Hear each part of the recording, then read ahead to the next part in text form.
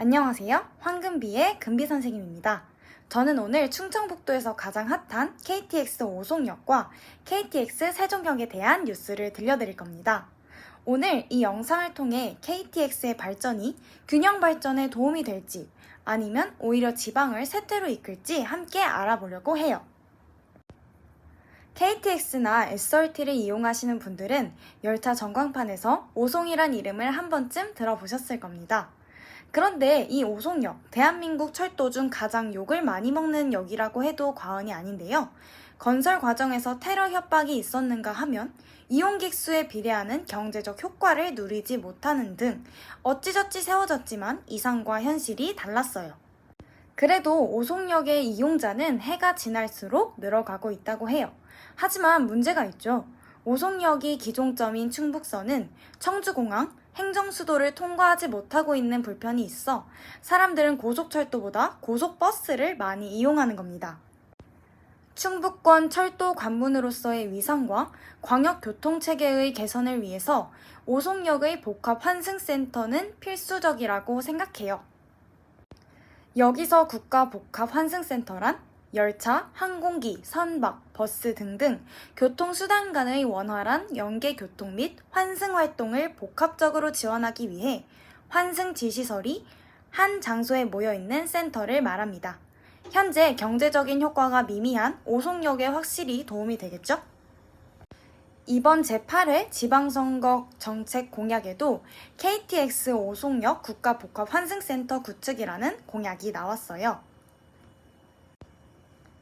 사실 KTX 오송역 국가복합환승센터는 이미 오래전부터 안건은 나왔는데 10년 전부터 구축 방안에 관한 얘기가 늘 있었지만 지지부진했어요. 바로 소극적 행정 문제 때문이죠. 이제는 충북도 청주시가 적극적으로 나올 필요가 있다고 생각합니다.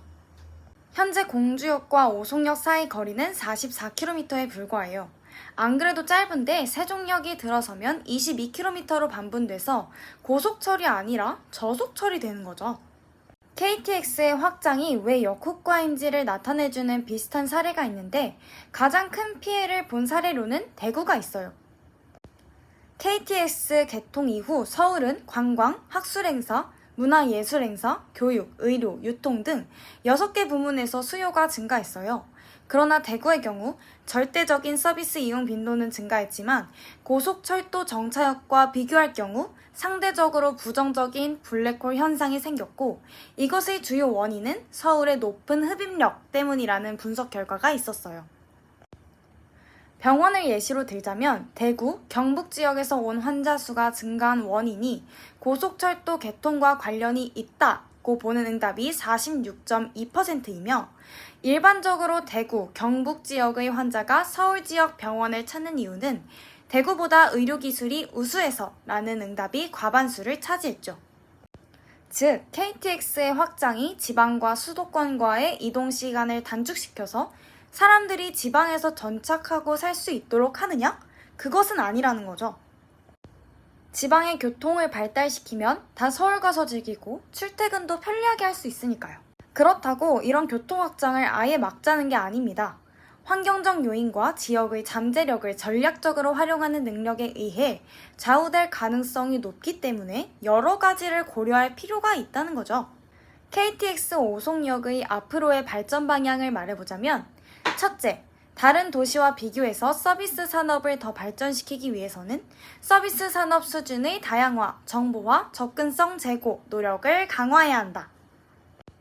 둘째, 고속도로 정차역 도시화의 접근성 제고 효과를 활용하여 지식 기반 자원을 폭넓게 활용할 수 있는 초광역 경제권, 경영 마인드를 확보해야 한다.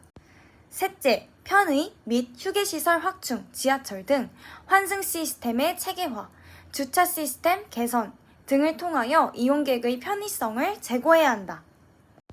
넷째, 교통 환승 허브로서 인근 부지를 유통 및 쇼핑 중심지, 업무 중심지, 호텔, 오락 등 관광 중심지로 복합 개발해야 한다. 등등이 있겠네요. 자, 여러분은 KTX 세종역과 KTX 오송역에 대해 어떻게 생각하시나요? 그리고 과연 KTX의 발전이 세종과 그리고 그 밖의 인근 지역들까지 개발할 수 있는 균형 발전에 도움이 될까요? 여러분들의 생각을 댓글로 남겨주세요.